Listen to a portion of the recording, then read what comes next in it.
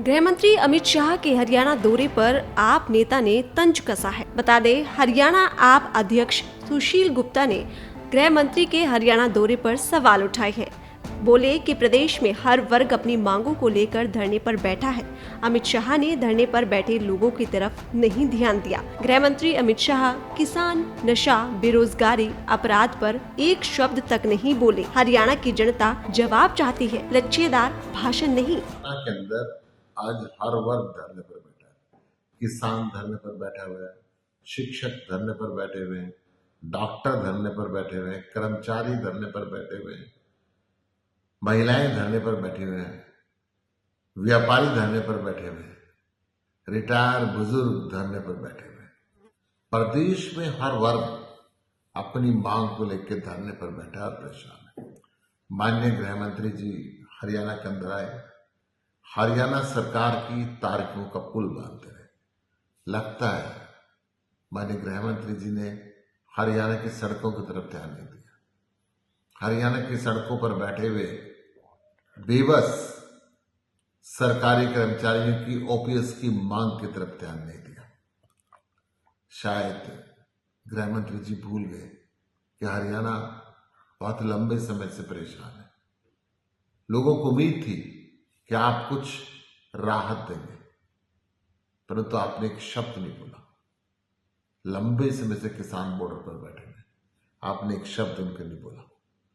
आपका जनता की परेशानियों की तरफ कोई रुचि दिखती नहीं है।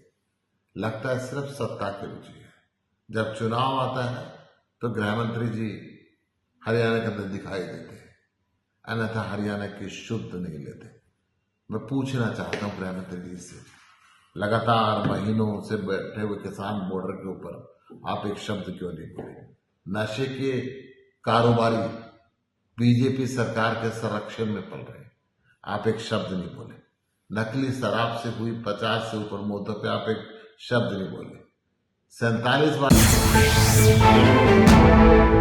गृह मंत्री अमित शाह के हरियाणा दौरे पर आप नेता ने तंज कसा है। बता दें, हरियाणा आप अध्यक्ष सुशील गुप्ता ने गृह मंत्री के हरियाणा दौरे पर सवाल उठाए हैं। बोले कि प्रदेश में हर वर्ग अपनी मांगों को लेकर धरने पर बैठा है।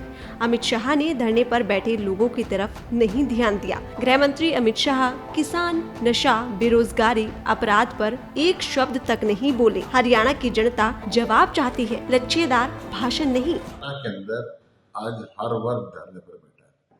किसान धरने पर बैठा हुआ है, शिक्षक धरने पर बैठे हुए हैं, डॉक्टर धरने पर बैठे हुए हैं, कर्मचारी धरने पर बैठे हुए हैं, महिलाएं धरने पर बैठे हुए हैं, व्यापारी धरने पर बैठे हुए हैं, रिटायर बुजुर्ग धरने पर बैठे हुए हैं।